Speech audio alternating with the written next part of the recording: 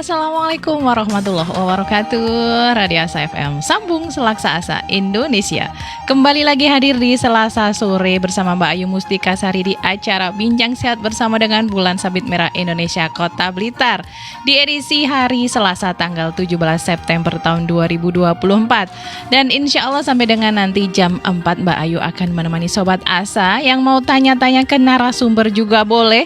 Langsung saja ke nomor 0857 07941029 atau juga melalui kolom komentar di live Facebook Radio Asa FM. Dan acara di sore hari ini didukung oleh Bulan Sabit Merah Indonesia Kota Blitar, Klinik Rahmat Medika Kota Blitar, Klinik Mitra Medika Jeblok Talun Kabupaten Blitar, Klinik Mardis Medika Panggung Rejo Kabupaten Blitar, IKA di Kota Blitar dan juga LMI Kota Blitar. Dan sudah hadir di Studio 1 Radio Asa FM. Ini bintang tamu, narasumber campur host juga. Wah, ini di apa ya ini ya? Jadi satu ini komplit, ini paket komplit. Kita sapa dulu ya Sobat Asa. Assalamualaikum warahmatullahi wabarakatuh. Waalaikumsalam warahmatullahi. Alhamdulillah ya. Ketemu lagi ya ini ya. Ya. Ini meskipun kita ini dua-duanya di sini ya, tapi untuk ketemu jarang ini ya. Jarang sekali Sobat Asa. Ya Sobat Asa ini yang sering kali ngikutin acara di Radio Asa pasti sudah kenal sama narasumber satu kecil, bukan satu mungil, bukan ya. Yang cantik dah. Kalau yang ini sore-sore hari ini biasanya kalau Kak Ros ini pastinya udah mandi. Kalau pagi siaran kadang-kadang belum nih. Kadang-kadang belum. Kadang-kadang belum. Iya Sobat Asa, ini ada Kak Rosida. Kak Rosida, orang-orang taunya Kak Ros ya. Nah ini mungkin kalau di segmen acara sore hari ini bisa dikenalin dulu dong. Kak Ros ini sebagai apa sih? Kok tiba-tiba mak bedunduk langsung di sini? Bedunduk di bincang di bincang sehat ya. Ini ngapain ini Kak Ros Moro di bincang sehat? Biasanya digoyang hang atau ya. Kali ini nggak digoyang. Nggak digoyang ya. Karena sudah lumayan hangat. Ini kayaknya kurang ya ini. Bener kata Pak Adi tadi ya. Kayaknya harus 16 ini ya. Harus 16 kayaknya ini. Kok nggak berasa ini. Iya Kak Ros, monggo diperkenalkan dulu. Oke, Assalamualaikum warahmatullahi wabarakatuh. Waalaikumsalam. Sobat Asa yang Kak Ros cintai, kali ini Kak Ros bersama Mbak Ayu ini ngobrolin tentang fisioterapi. Karena kebetulan Mbak Ayu 8 September kemarin adalah Hari Fisioterapi Sedunia. Selamat Hari Fisioterapi. Berarti ini Kak Ros nih selain host, selain apa ya ini penyiar, ini juga sebagai fisioterapis nih ya. Betul sekali. Kecil-kecil cabai rawit ya, ini bisa ngapain aja ternyata. Nah ini fisioterapis ini Kak Ros udah berapa lama ini menggeluti dunia fisioterapis ini?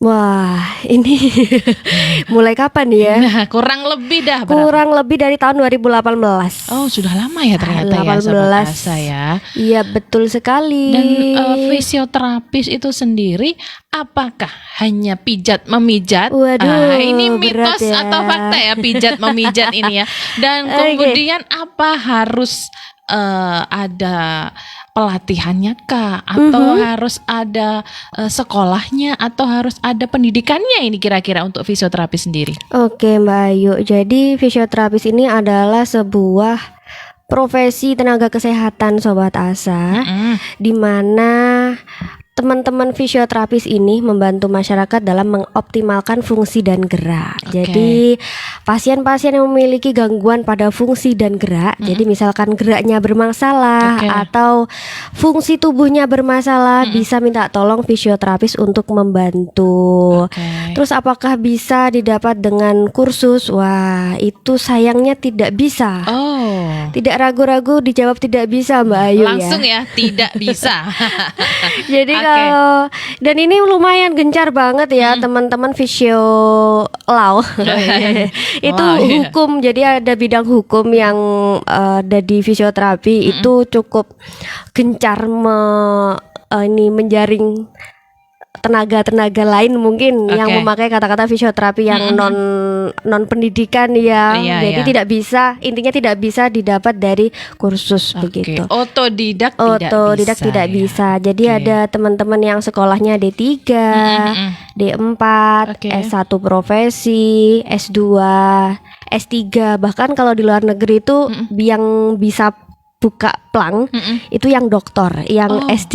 S3 ya. Tapi kalau yang di Indonesia saat ini alhamdulillah S1 profesi sudah bisa ya. Boleh. Seperti Kak Ros nih ya. Iya. Tapi kalau yang di luar berarti pendidikannya berapa lama tuh? Ini berarti tidak cukup bermodalkan kursusnya. Ternyata di luar negeri ternyata sampai jenjang S3. Dan di Indonesia masih diperbolehkan nih S1 untuk prakteknya. Ya, betul sekali. Oke, nah itu Sobat Asa, ternyata itu ada sekolahnya loh. Jadi tidak hanya sekedar pijat memijat. Nah ini pijat memijat, bener gak sih Kak Ros? Kalau fisioterapis itu identik dengan pijat memijat. Wah, mau dong dipijat.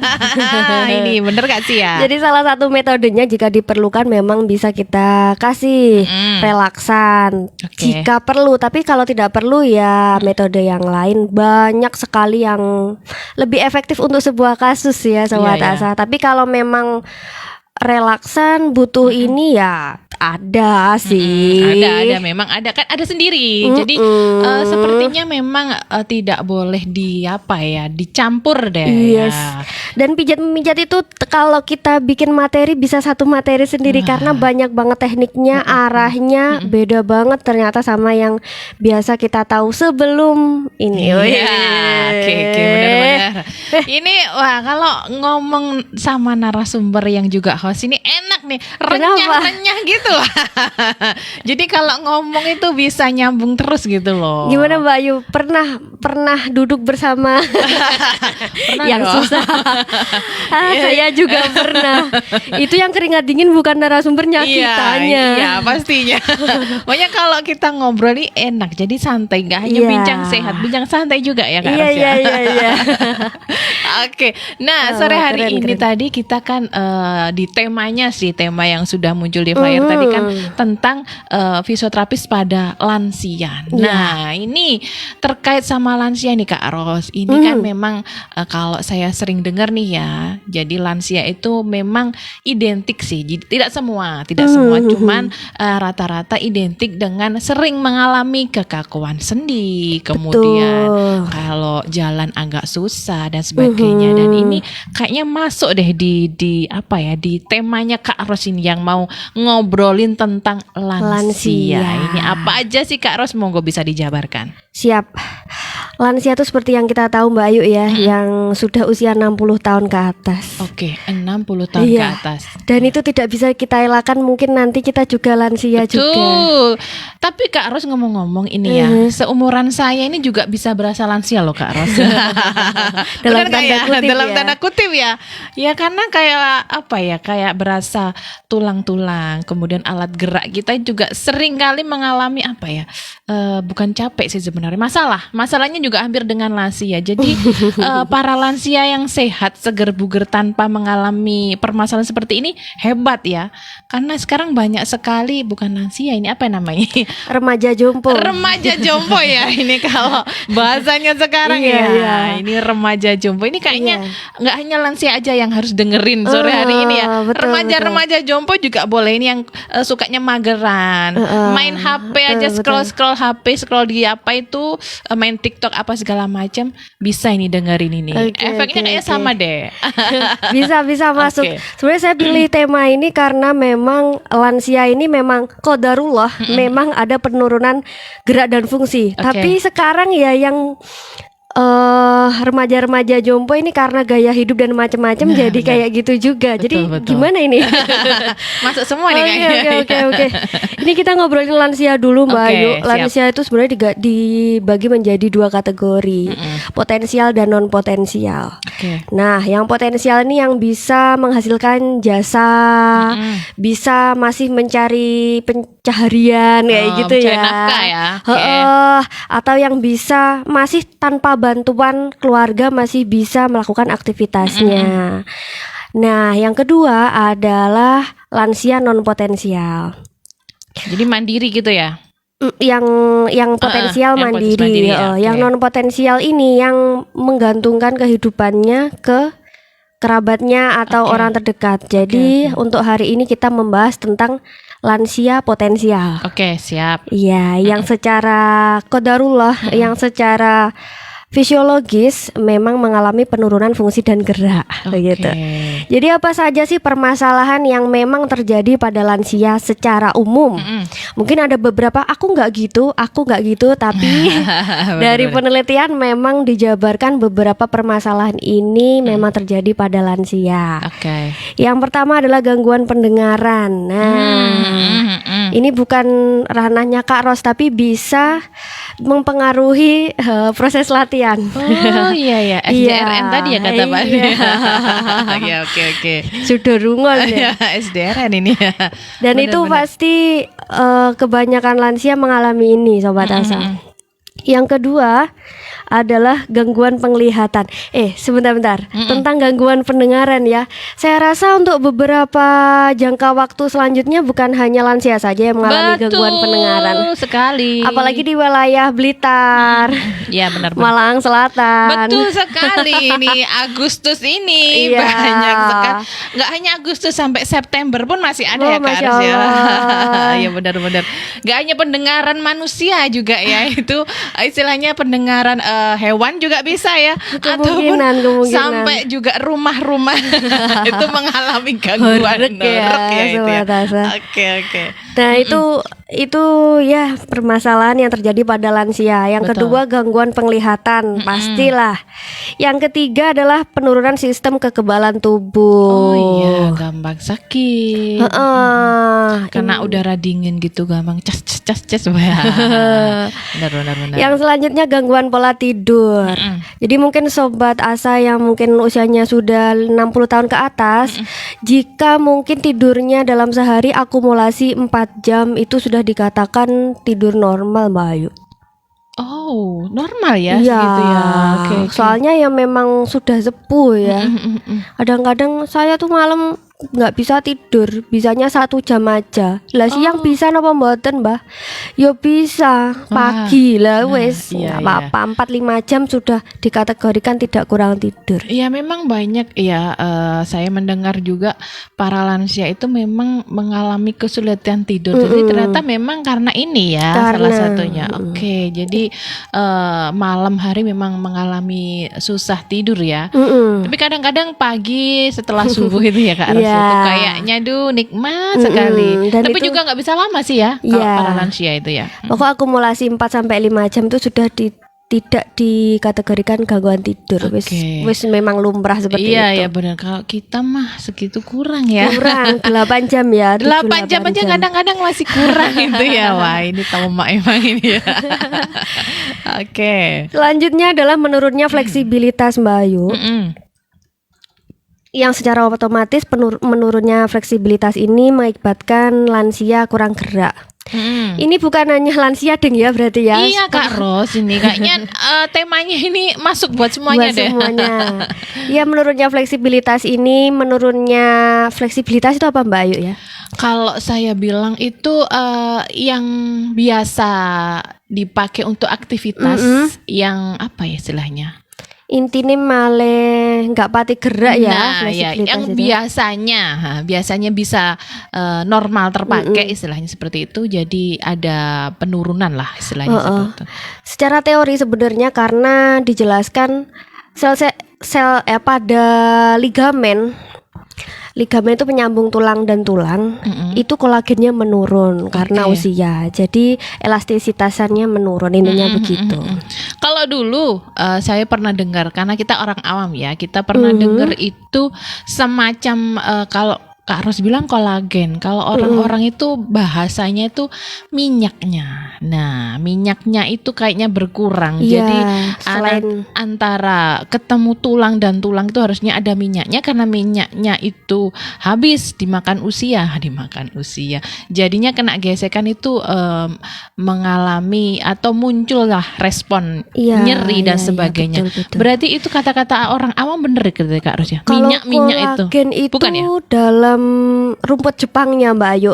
Oh. Kalau ulinya ya di ulinya di tengah-tengahnya itu cairan sendi. Ada beda sendiri lagi. ya. Dan itu memang betul menurunkan fleksibilitas juga ketika sudah tambah usia. Kalau itu malah sebelum 60. Kalau perempuan 40 tahun ke atas Sudah muncul ya? sudah mulai ada ini. Apalagi kalau ini Mbak Ayu ada cedera atau apa, bahkan usia muda sudah bisa ada cedera juga di sini. Oh iya, benar. Kalau yang perempuan 40 tahun ke atas mungkin karena hormon, saya lupa ya, yang perempuan yang menuju menopause itu 40 tahun sudah mulai ada pengurangan minyak sendi. Iya. Berarti hampir ya saya ini ya. Aduh. Ini hampir OTW nih Kak Ros. Itu penelitian loh ya. Ya semoga dengan gaya hidup yang oke kan ya enggak sepenuhnya tidak terlalu lah ya. Jadi memang ada nanti menuju ke sana sih, tapi karena kalau kita sudah menanggulanginya lebih awal, jadi tidak. Mbak Ayu kan rutin itu pagi-pagi jalan-jalan. Iya. Karena gini Kak Ros, kendalanya. Wah, ini kendalanya kalau pagi itu ya. Karena sebagai ibu, emak-emak ini ya, itu yang disiapkan banyak ya. Iya, betul. Jadi kalau sudah bangunnya kesiangan, mana mau jalan-jalan. Oh gitu. Iya, ambilnya panci sama penggorengan Kak Ros ya. Tapi sempet kan pagi-pagi sempet rutin. Kalau weekend senam, zumba. Kalau gini Kak Ros, kalau usia-usia segini mungkin ini pengalaman pribadi nih ya, bukan yang pada umumnya. Karena kalau saya nggak kayak umumnya kayaknya. Iya. Kalau senam sama zumba ini kayaknya sudah mulai menurun dah. Cuman kalau jalan, insya Allah masih bisa diusahakan. Jalan mah Kak Ros. Nggak apa-apa. Kalau senam dan teman-temannya atau ponfitnya sekarang, aduh. Iya. Kayaknya ini butuh effort nih ya, butuh. Iya, memang ponfit itu high impact kalau menurut saya. Oke, kalau jalan mah, insya Allah Kak Ros masih bisa diusahain. Kalau saya kebalik ya, kalau jalan kok berat ya. Iya. Bosen. Ya. Tergantung nanti Kak Ros. Betul. Nanti ketika mengalami, wah ini jadi curcol nih ya. Nanti ketika sudah mengalami masa-masa kenaikan usia, kemudian sudah ada tambahan bocil-bocil, pasti nanti beda kok. Jadi lebih kayaknya lebih seneng aja kalau sudah ada si kecil itu. Dan nanti kita bahas juga di sini Mbak. Oh gitu ya. Iya. Oh ada juga olahraga ternyata. apa yang cocok untuk meningkatkan aktivitas pada lansia ini. Nah ini saya suka nih kalau sama Kak Ros nih kemana-mana mah nyambung, bisa ini disangkut pautin karena memang juga nyambung ya memang ya, nggak hanya istilahnya spontan nyambung, tapi memang nyambung juga. Dan tahu nggak Mbak Ayu ya, ini materi karena ini saya siapkan sudah lama sekali dan kemana-mana memang saya bawa. Pas ya ini ya, nggak pernah lepas berarti ya. Nggak pernah lepas, jadi memang nyantol sudah. Iya, kalau orang bilang nggak ngelontok ini Mbak Ayu ini, Mbak Kak Ros ini wis tanpa baca ini wis oke ini lah. Kan ngebleng dikit nih mah bukan karena materi ya ini. Karena sumu. 16 derajat nih Kak Ros nih. Tambahin lagi dah. Oke, lanjut Kak Ros. Ini sebenarnya yang pasti terhadap gangguan-gangguan tadi kita kan pengen tahu tuh apa ya yang kita bisa upayakan. Langsung aja lah ya ini. Ini kita bisa mengatur lingkungan. Misalkan ya lansia ini tadi kan menurunnya fleksibilitas, penglihatan gitu ya. Berarti pengaturan lingkungannya disesuaikan. Jadi pakai handrail atau pegangan. Jadi disesuaikan lingkungannya. Ataupun kalau memang kamarnya di lantai 2 ya dipindah di lantai 1 kayak gitu. Yang tidak beresiko ya Kak Ros ya. Selanjutnya modifikasi gaya hidup seperti melakukan aktivitas fisik dan mengurangi jongkok dan macam-macam itu nanti kita bakal bahas di lanjut. Lalu memenuhi asupan nutrisi dan manajemen stres, pastilah itu semuanya ya. Ya, nutrisi mah nomor 1. Lanjut, ada kurangnya aktivitas fisik dapat menyebabkan lansia rentan terhadap penyakit atau mengalami cedera. Kok bisa? Ya bisa. Kenapa? Dan dari penelitian yang sudah dilakukan dan banyak dilakukan, ini prelansia ini 45 tahun sampai 50 tahun ini mengalami keluhan nyeri punggung dan nyeri lutut. Oh iya ya benar. Ini sudah dimulai di usia 45 sampai 50 sudah dikatakan prelansia. Prelansia. Oke. Jadi ketika di prelansia sudah ada gejala seperti itu, waktu lansia pasti tambah berat. Aduh. Jika tidak dilakukan modifikasi yang Tolong tadi ya, Sobat Asa. Itu Prelansia ini ya. di penelitian kayak gitu ya.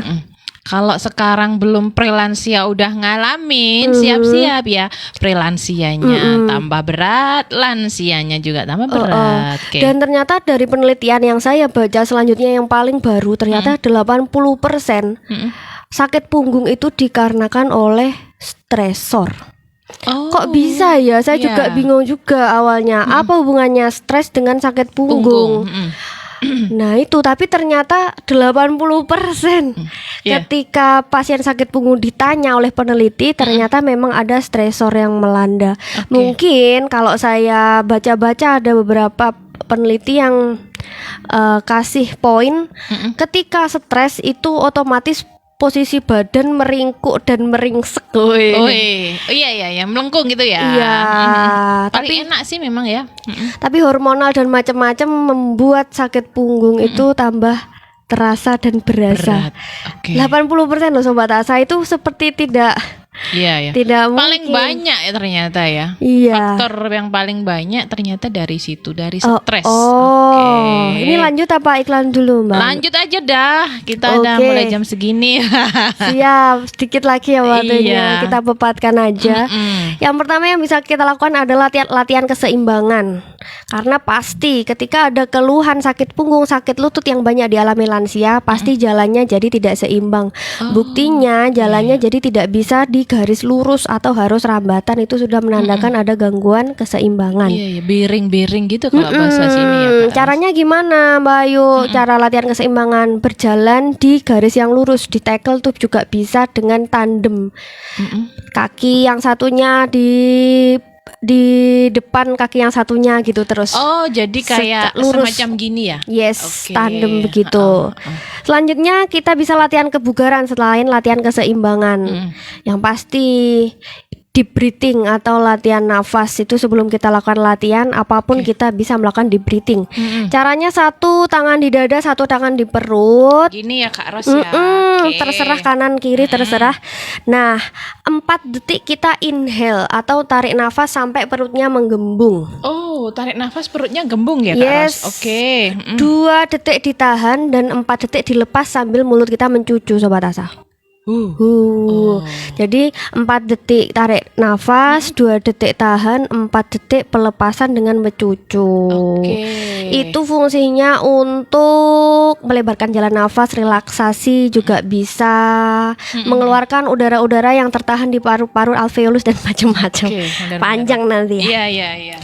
Selanjutnya latihan kebugaran. Kalau lansia kita sarankan untuk statis bicycle atau sepeda yang diam aja itu. Oh, kayak alat apa itu ya? Yang di tempat nge-gym itu ya, kayak ada ya yang di kayu gini ya Kak Ros ya. Oh, itu aman ya buat lansia? Aman sekali.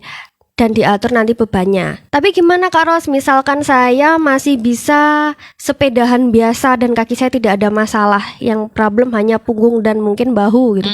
Ya nggak apa-apa pakai sepeda biasa, yang penting boleh aman. Ya? Nah ketika 60 tahun dan tidak ada gangguan keseimbangan misal, atau ini untuk melatih kebugaran saja boleh dilakukan sepedahan. Tapi dengan tahapan misal ya waktunya 5 menit dulu gitu. Jangan langsung Blitar keserang gitu ya. Kalau belum pernah. Ya, oke. Tapi banyak orang-orang sekarang tuh lebih aware tentang kesehatan. Biasanya pensiunan itu tuh aware banget sama kesehatan. Biasanya memang kulino Mbak Ayu sudah. Begitu pensiun sudah ada ininya. Itu karena biasanya itu aktivitas zaman mudanya memang seperti bagus. itu. Jadi ketika sudah lansia mah kayaknya nggak ada masalah sih, tetap aja dilakuin. Itu Kak Ros, ini nyambung ya. Tadi aktivitas berjalan. Nah, ada nggak ada ini mitos atau fakta sih ya, ketika seperti itu kita tanpa menggunakan alas kaki. Nah, karena aku sering lihat ini para lansia jalan tanpa alas kaki dan katanya itu bagus. Nah, dari sisi fisioterapi sendiri ini gimana kalau berjalan tanpa memakai alas kaki? Dari segi fisioterapis ya, ini nggak cuma lansia tapi ibu hamil dan macam-macam disarankan tidak menggunakan itu ya biasanya sama orang-orang ya. Nah, Kalau yang di benar fisioterapi sebenarnya harus memakai alas yang oke. Kalau lansia malah suruh pakai sepatu biar lebih seimbangnya lebih oke. Kalau di fisioterapi sendiri. Oke. Kalau iya, menurutnya Kak Ros ya. karena memang kita sering kali melihat dan tanpa kita tahu itu benar atau mitos atau fakta. Jadi Kalau menurutnya Kak Ros itu ini ya kurang ya, apalagi dengan lansia dengan penyerta misalnya diabetes ya. Kalau menginjak sesuatu dan tidak terasa ya malah kemana-mana sobat. Benar-benar ya.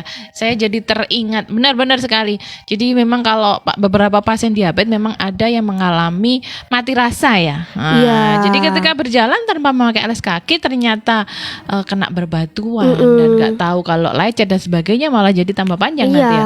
Kasihan Oke. banget ya. Berarti tetap Jadi, ya harus pakai alas kaki. Jadi kalau yang saran-saran kayak gitu mending ditanyain dulu ya sobat asa, soalnya kondisi pasien tuh beda-beda.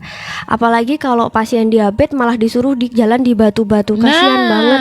Karena gini Kak Ros, fenomenanya sekarang itu semua kan pegang gadget nih ya, para lansia ini ya.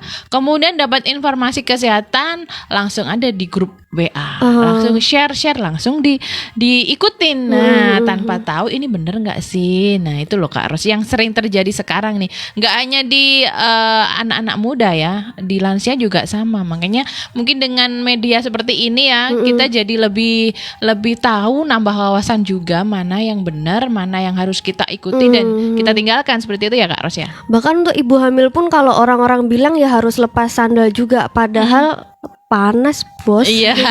Jadinya ibu hamil tambah males tuh kalian nanti Iya. kalau suruh jalan ya. Padahal ibu hamil juga kondisi kakinya juga udah beda sama yang Betul. ini kan karena ada bengkak dan macam-macam. Kan biasanya. juga sama mengalami gangguan keseimbangan Iya. karena mungkin ya Iya. ada tambahan berat selain berat diri sendiri ada juga di kadang-kadang babynya. menyesatkan banget kayak gitu. Kasihan pasien Iya. saya kadang-kadang ya. benar-benar pernah mengalami juga ya di pasiennya ya. yang Ada seperti- beberapa yang jadinya harus tandem sama teman-teman perawat untuk rawat luka karena itu tadi tidak terasa. benar-benar ya. Oh. Selanjutnya ini penelitian yang pernah Kak Ros lakukan dan sampai saat ini masih Kak Ros lakukan untuk pasien kami itu dengan hidroterapi atau berjalan di air. Wah, ini Ini susah nih ya. keren sekali sebenarnya. Iya. Apa ya? Aku bayanginnya kayak berat gitu ya. Oh, justru malah enteng banget. Oh, gitu ya Kak Enteng Ros ya? banget. Untuk terapi di air ini biasanya kalau pasien saya yang kurang oke atau males atau menolak latihan di ini malah seneng di air. Jadi di air itu enak. Untuk yang nggak berat-berat biasanya saya lakukan terapi langsung di air. Saya langsung masukkan di air. Berarti posisinya di kolam renang tuh Kak Ros. Kemudian berdiri berjalan. Jadi ada Oke. beberapa tahapan yang mungkin biasanya sama dokter, ayo latihan di air kayak gitu ya. Tapi kadang-kadang pasien belum tahu, jadinya minta tolong ke kita untuk ajarin. Biasanya jalan ke depan 3 putaran, terus jalan mundur 3 putaran, Iya. lalu kakinya ke samping ke atas, kakinya ditekuk ke pantat ya gitu-gitu. Oh, itu di air ya. Iya di melakukannya. air dan Oke. itu enteng banget. Enteng banget dan semua bisa melakukan. Biasanya sama cucu-cucunya nih. Ininya ke sekalian nih ya. sekalian Oke. masuk ke kolam. Oke. Selanjutnya sebenarnya berjalan tadi S dan K berlaku. Kalau nafasnya sudah siji loro ndak usah dilakukan loh ya. Sudah berjalan. engos-engosan. Iya, betul itu. Dan yang terakhir adalah modifikasi gerakan. Jadi sobat asa, ketika kita sudah melakukan latihan, lingkungan kita sudah diperbaiki, tapi kita tanpa melakukan modifikasi gerakan itu tidak bisa berjalan maksimal. Maksudnya modifikasi gerakan Yang ini gimana nih? misalnya kita biasa mengangkat kompor itu mak jegagu. Mengangkat sesuatu dari kompor maksudnya kayak Iya. air Ya, biasanya. ngangkat apa panci ya. Oke. Nah itu yang tidak bisa dilihat sobat asa kalau media online kayak gini Iya, ya. bener, Media on air kayak gini. Iya, benar-benar. Jadi tidak boleh kayak posisi rukuk gitu Mbak Yu, itu membebani lumbal atau tulang belakang bagian L5. Jadi harus tengah jongkok gitu loh, jadi lurus gitu punggungnya. Oke, ini saya jadi inget ketika ngangkat galon ini Mbak Kak Ros. Hampir sama ya berarti ya? Ada Semuanya, posisinya ya ternyata. Oke. Oh gitu ternyata ya. Selanjutnya naik turun tangga. Lek wis dengkule loro ora usah naik turun tangga, gak usah dipaksa Sobat Asa. Nah, iya ya udah. Kadang-kadang panggah iki nggih latihan iki enggak. Gak boleh ya Nggak ternyata. usah. Oke. Kok Tapi kayak kudumen loh. sudah terlanjur dibuatin sama anak saya rumah lantai 5. Wah. Kayak ini usianya 78 naik tangga. Kasih lift aja. Terus gini konsul, Mbak kok nggak mari-mari ya punggungku. Gimana ya Mbak ya. Wah, susah ya Kak Ros ya. Iya. Oke. Jadi memang lingkungan terus mendukung juga nih ya. Yang selanjutnya gerakan jongkok. Wah, wis BAB ini sembelit. Nah. Jongkok ya. Wah, ya, tambah susah. Gak bisa bangun nanti ya. Iya. Habis BAB itu ya. Dengkulnya lo kasihan lo. Tapi kalau nggak ada problem, jongkok tuh memang disarankan. Nggak Tapi apa-apa kalau ya? ada problem, Mbak ya Pakai yang kloset duduk. duduk aja. Oke. Ada lo yang ngunci Mbak Ayu. Karena kan gini Kak Ros, biasanya kalau nggak kebiasaan kan nggak bisa keluar nih. Iya. Ini problemnya para lansia mungkin ya. Ada loh pasien saya yang BAB jongkok terus kakinya ngunci jadi nggak bisa berdiri. Wah, Nggak boleh diketawain ya. jadi tapi ya harus memang harus butuh bantuan dong iya, kayak gitu itu akhirnya. ngunci. Akhirnya ya sudah harus dipaksa untuk ini di toilet duduk. Oh, kayak Tapi- toilet training akhirnya enak kayak. Tapi ada caranya Mbak Ayu. Meskipun pakai toilet duduk itu sebenarnya bisa tetap diganjel kakinya. Jadi tetap bisa kayak posisi jongkok begitu. Oh, kita modif sendiri istilahnya. Jadi pakai dengklek aja di kaki. Jadi kayak ngangkat Jadi aja kakinya. kakinya lebih tinggi ya istilahnya, nggak Iya, napak di lantainya kamar mandi. Intinya Oke. pembebanan berat pada lutut dan pada tulang belakang bagian lumbal itu dikurangi intinya ketika sudah lansia. Oke. Selanjutnya ketika duduk dari berbaring miring dulu. Peh powena mak juga aku langsung. Nah, tangi. Mbak habis baring, wah inget belum sholat nih, langsung aja bangun tanpa duduk dulu ya Kak Ros. Temen ya? kita ada tuh yang kasusnya kayak gitu. Oh gitu ya Kak Ros. Ada terus cedera punggung ada. Akhirnya ya. Mm-mm. Oh, kasihan. Pokoknya miring dulu padahal saya muda. Iya, karena kan memang kadang-kadang kita nggak sadar ya, apalagi posisi tidur ya. Habis tidur kita nggak sadar nih. Apalagi perawat jaga malam tiba-tiba ada pasien Langsung cekekan. antara masih mimpi ya, kemudian langsung bangun untuk Langsung tindakan ya. bangun, Oke. ya. Ben dirasakne dhewe lek seno. Kalau lansia mah kasihan ya. Kasihan. Bener-bener. Masih muda pun juga kasihan lah Kak Ron, nggak boleh gitu. Miring dulu sobat asa pe awake sik pena omong-omong cegagu ya eman-eman lumba Betul, limahnya. Betul. Lalu selanjutnya tidur miring diganjel kakinya. Kalau pakai guling ditaruh di sela-sela ini apa lutut. Oh, bisa ya. Oh, jadi jangan nggak pakai ganjel jadinya jatuh. Itu malah bengkok. Oh, Kayak ini sebelah saya. mengalami. Iya. Oke. Nggak diganjel saya. Soalnya gulingnya buat gulingan sendiri Kak, nggak buat ganjel kaki sih. Oh, guling yang lain ya. Iya dong. Bantal dah, jangan guling yang lain. Konotasinya beda. Oh, gitu ya. Iya.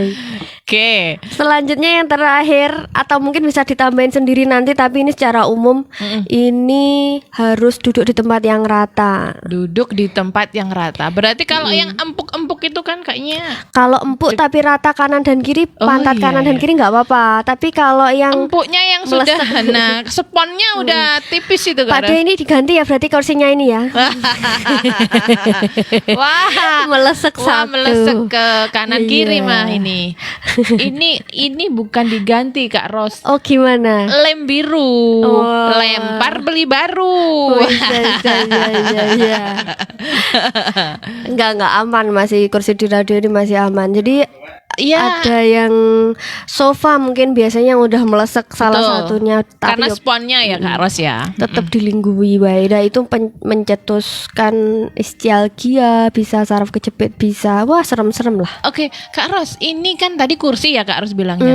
Kalau untuk kasur sendiri gimana? Kan sekarang Oh iya. untuk kasur kan ada yang dari spon, ada yang dari spring bed, ada pirnya itu, kemudian ada yang dari dari kapas kan. Kalau kapas mungkin jarang ya. Sekarang sudah banyak. Ini gimana ini?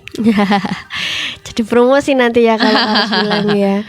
Sebenarnya yang nyaman itu yang nggak boleh sebenarnya, yang mendul-mendul. Dan sekarang ada kasur ortopedi yang memang kayak spring bed tapi lebih kenceng kayak gitu. Jadi ketika dipakai tidur nggak melesek ya? Iya. Okay. Tapi yang melesek itu enak loh guys.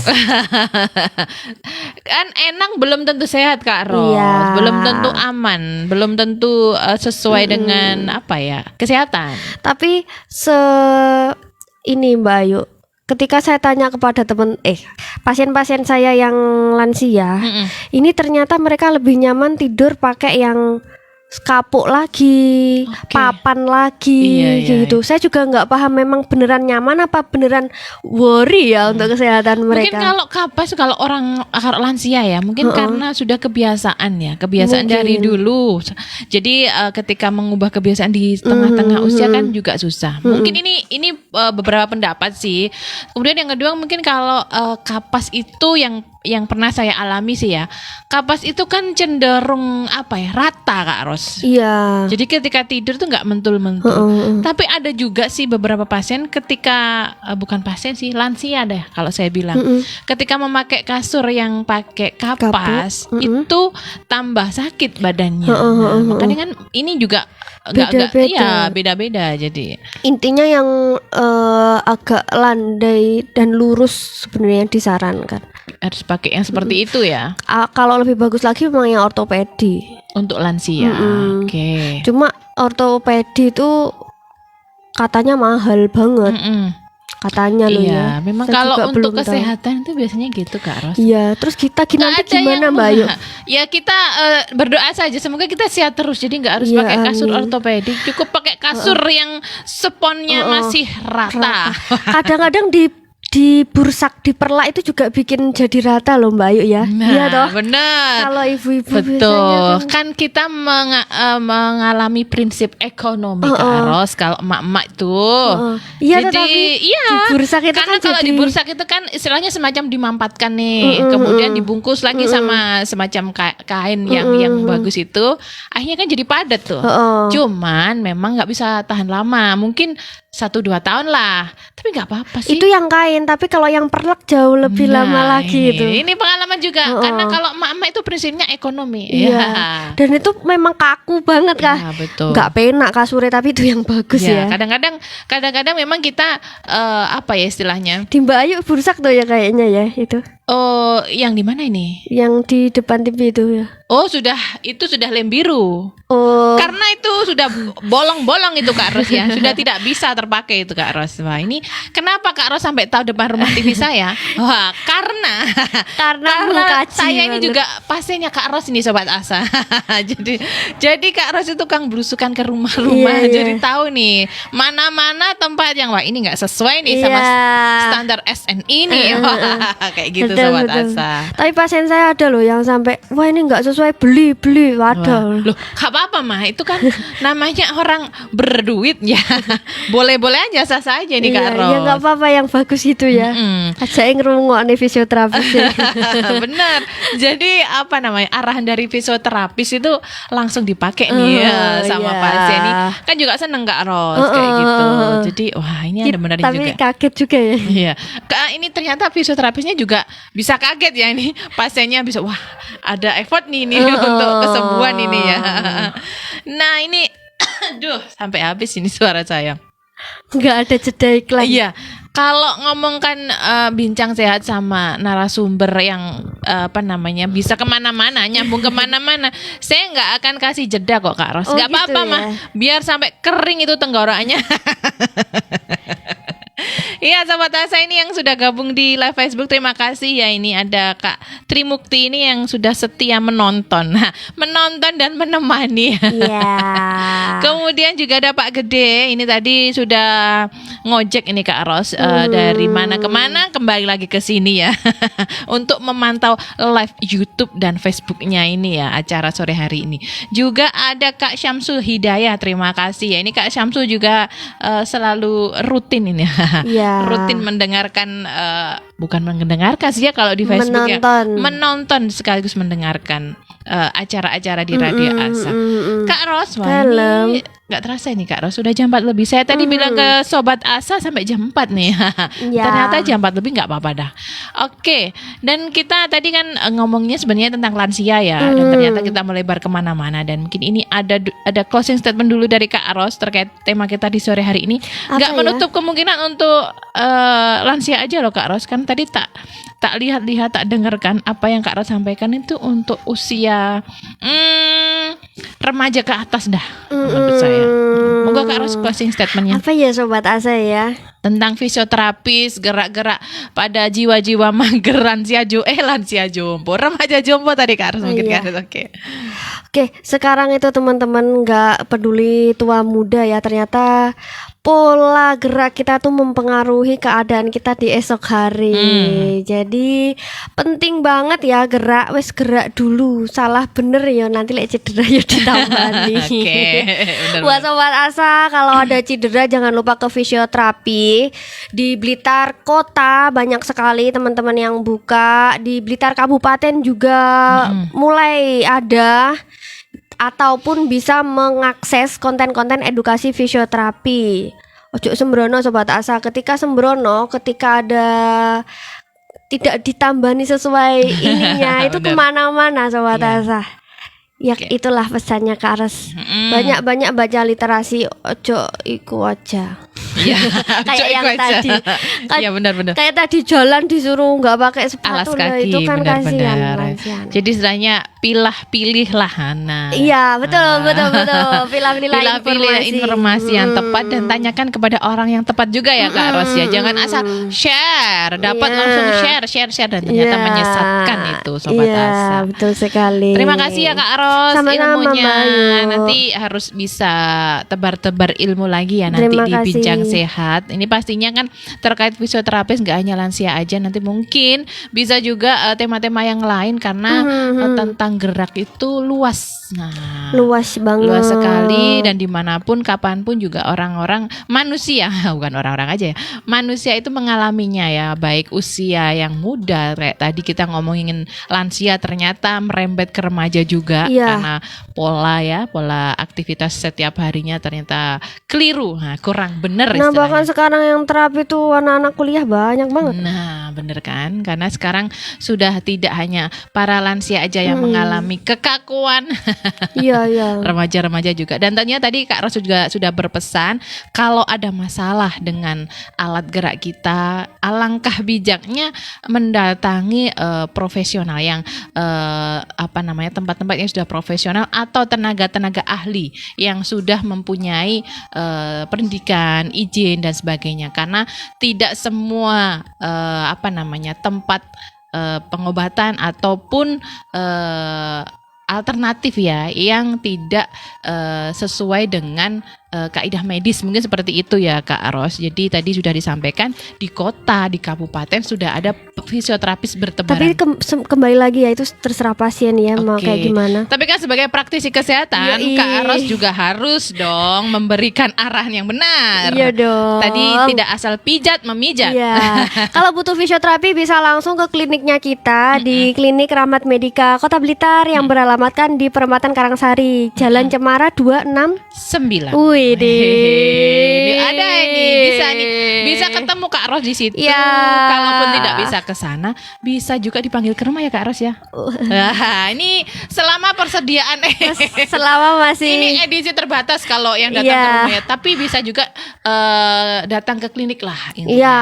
Kalau datang ke klinik mah selalu insya Allah. Insya Allah. sebelum terlanjur. Oke mah kita kalau sama Kak Ros nih melebar kemana-mana ini ya jadinya. Iya. Wes Oke, buat Sobat Asa yang sudah ngikutin acara di sore hari ini, Mbak Ayu ucapkan terima kasih banyak. Dan insya Allah nanti kita akan menambah ilmu lagi dengan narasumber-narasumber yang lain. Terima kasih Kak Ros. atas Sama-sama. ilmunya. Dan juga buat Sobat Asa, tetap dengarkan selalu Radio Asa. Sambung Selasa Asa Indonesia. Mbak Ayu dan Kak Ros pamit. Assalamualaikum warahmatullahi wabarakatuh. Waalaikumsalam warahmatullahi wabarakatuh. Even when you feel low, you can still go. Even when you feel slow, you can still go. Even when there's no hope, you can still go. I never answer to no, man, I still go. Go, go, go, go, go, go, go, go, go, go, go, go, yo, go, go, go. Hustle hard, hustle every single day.